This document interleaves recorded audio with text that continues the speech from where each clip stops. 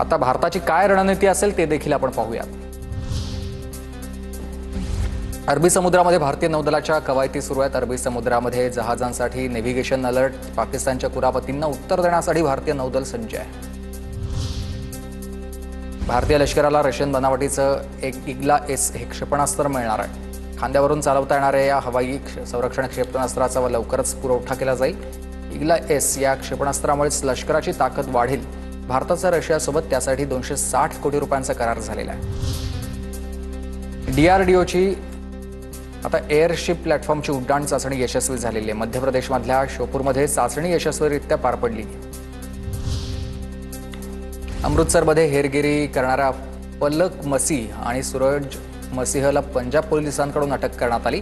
दोघांनी पाकला भारताच्या लष्करी छावण्या आणि हवाई तळांचे फोटो पाठवले।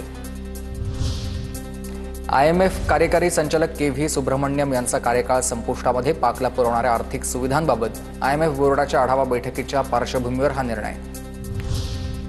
थेट हल्ला न करताही भारतानं शहबाज आणि मुनीरची झोप उडवली आहे। पाकिस्तानवर थेट हल्ला न करता भारताकडून राजनैतिक दबाव, आयएमएफकडून येणारी मदत पुढे ढकलली जाऊ शकते अशी शहबाज आणि मुनीरला भीती आहे।